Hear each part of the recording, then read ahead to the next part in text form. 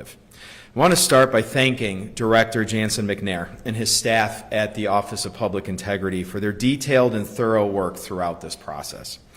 OPI investigators and auditors spent the better part of a year interviewing staff and NCP partner agencies, reviewing documents related to the selection and contract processes, touring partner agency facilities, and reviewing proposed and adopted budgets for the Neighborhood Collaborative Project, and much more.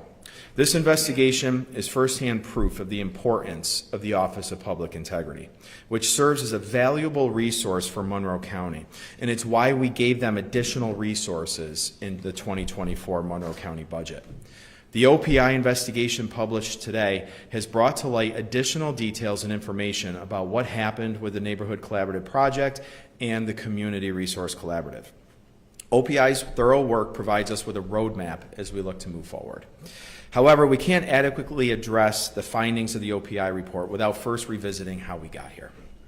As you know, the Neighborhood Collaborative Project received Monroe County American Rescue Plan funding after its application received one of the higher scores in the application review process. Comprised of 12 independent agencies, the NCP set out to improve the quality of life for Monroe County residents by bringing access to health and human services directly to people who need them the most. I can wait for you for a second.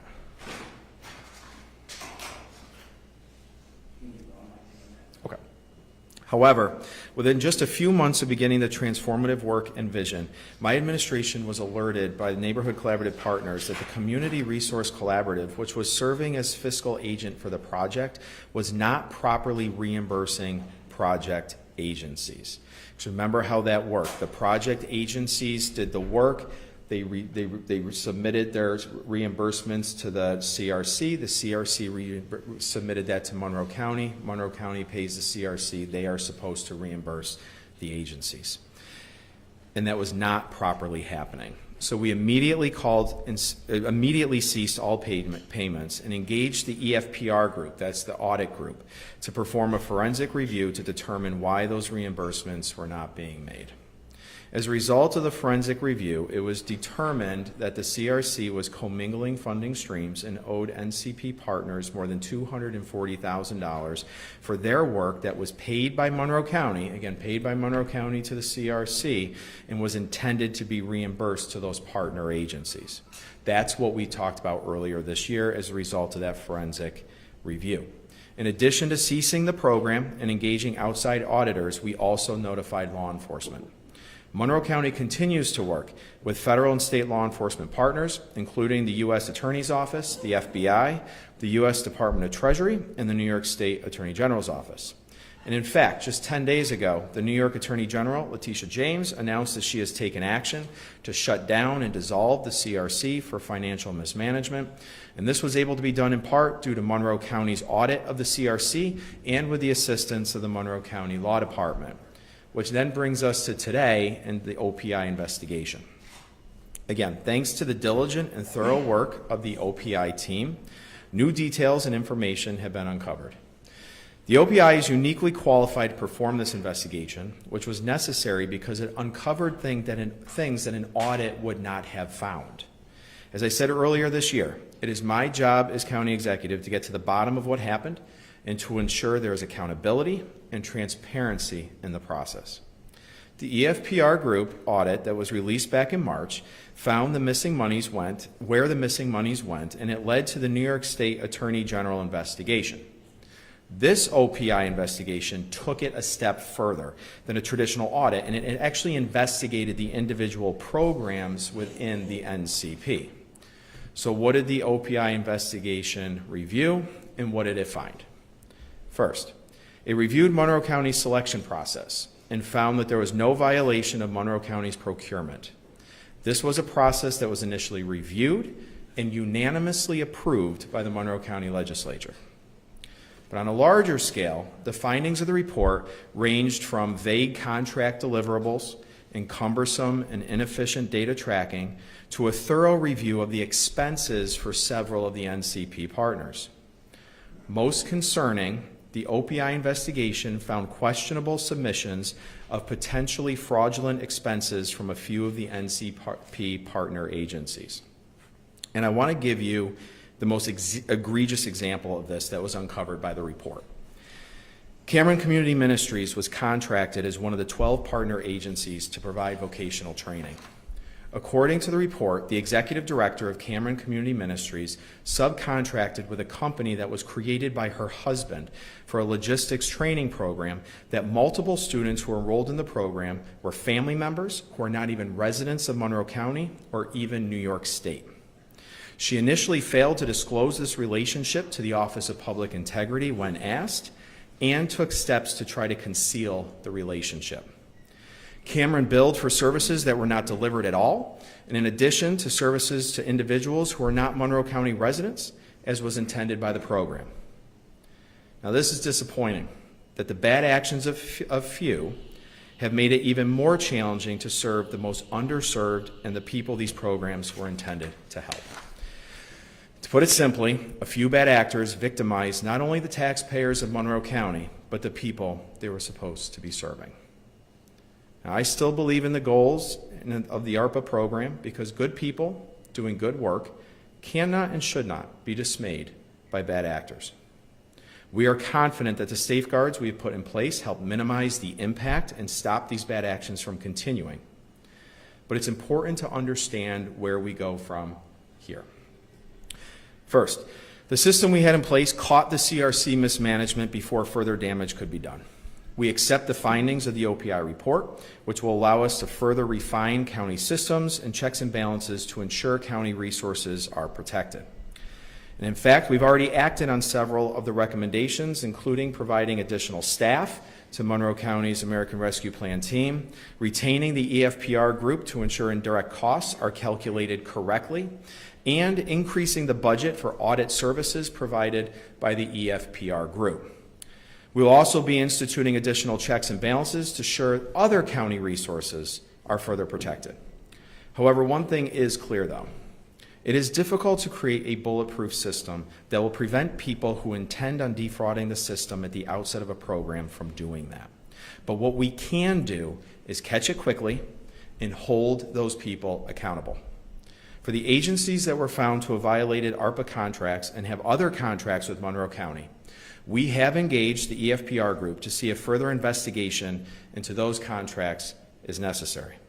In addition, we've turned the entire OPI investigation report over to law enforcement partners, including the FBI, the New York State Attorney General, and the U.S. Department of Treasury, just as we did with the findings of the EFPR group audit that was conducted earlier this year.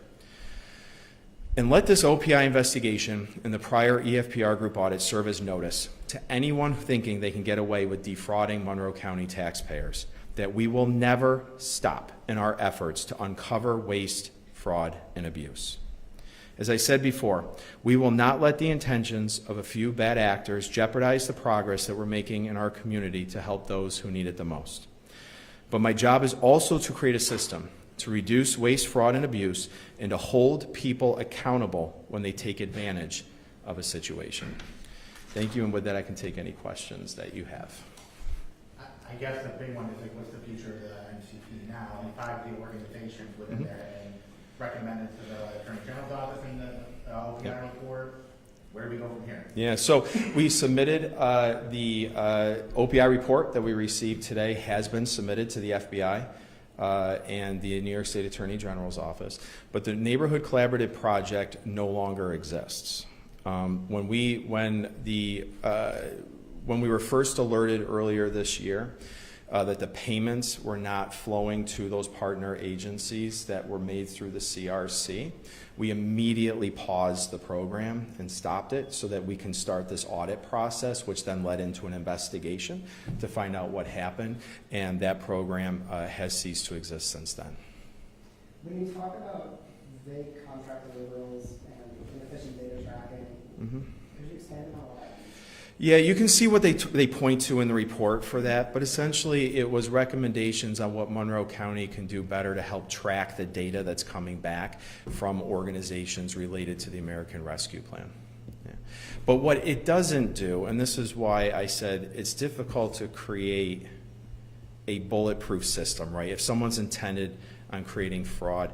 What happened here, and if you read the report and go through and look at that, the recommendations on how Monroe County can better track some of those, we responded to that and we hired additional staff and we engaged the EFPR group to give them additional resources.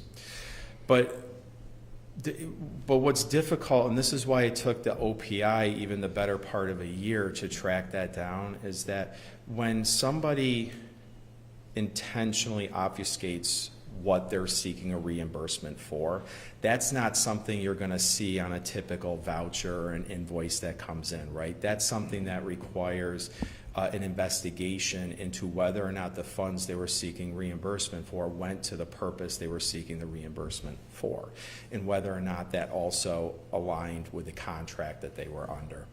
That's what made this so disappointing, is because clearly what happened here, and that's why I pointed out that one example from Cameron Community Ministries, is that they even tried, it appears from the report, to cover their tracks with the Office of Public Integrity into what they were trying to cover where those payments were actually going. And that's not something that a financial system, you know, a vouchering system, a financial system would catch. That's something that an investigation would catch. Originally, these funds were supposed to help people out. You guys stopped some of those payments when you found out something was. We stopped them all. wrong. Are those funds going to be able to still help people, or? Yeah, so we've shut everything taken, down? yeah, so there was several $1 million were allocated to this program, and certainly not all of them were spent, right? So this program was supposed to take place over a series of several years. There was still actually even 2 more years on this program. This was stopped pretty early on, less than a year into the program is when we ended those payments, and so the dollars that were originally allocated to the NCP were reallocated to other programs that were approved by the county legislature. The OPI report kind of notes to this, but the way that NCP and the CRC relationship with the county was set up is kind of very complicated.